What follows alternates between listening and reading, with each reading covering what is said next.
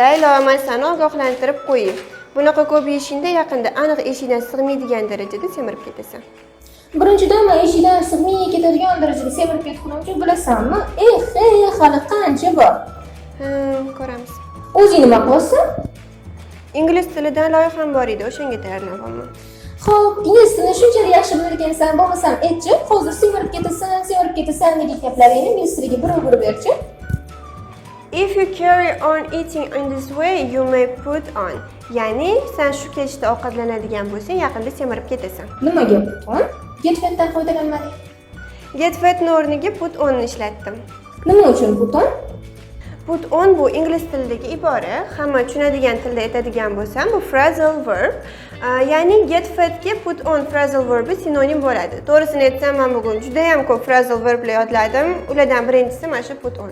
Putin? Qanaqa Putin endi? Prezident Putinning nima aloqasi bor bu yoqqa? Obbo, qanaqa Putin? Men senga put on dedim, Putin demadim. Umuman olganda Putin ham bor, lekin u sen aytayotgan prezident Putin emas, put va in so'zlaridan iborat ibora. Put va in so'zlaridan iborat phrasal verb nima ekan o'zi? Xo'p, put in iborasi ingliz tilidagi install so'ziga to'g'ri keladi. O'zbek tilida bo'lsa o'rnatish. Aha, demak yaqinda telefoningga o'rnatgan PUBG bor-ku, o'shanga nisbatan ishlatsa bo'ladimi?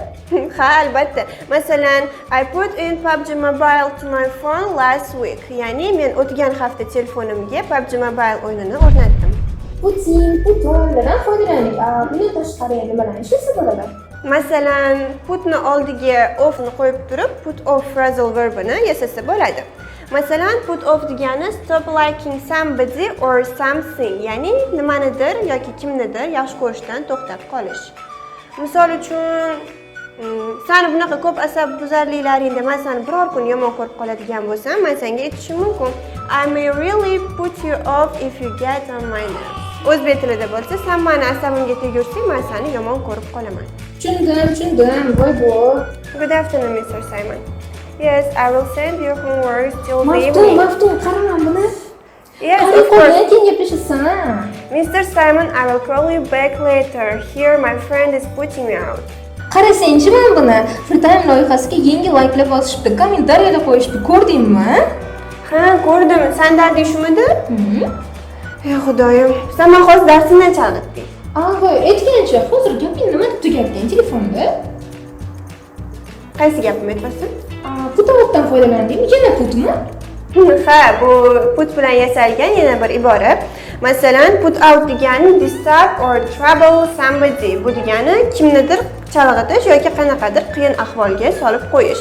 Masalan, hozir telefonda here my friend is putting me out deb, hozir meni bu yerda do'stim chalg'ityapti deb gapirdim. Tushundingmi? Tushundim. Siz-chi tushundingizmi? Demak, biz bugun put so'zi bilan yasalgan iboralarni o'rgandik. Fikr va mulohazalaringizni kommentariyaga yozib qoldiring hamda Lider yoshlarning Telegram, Instagram hamda YouTube kanallariga obuna bo'lishni unutmang. Keyingi sonlarimizda ko'rishguncha.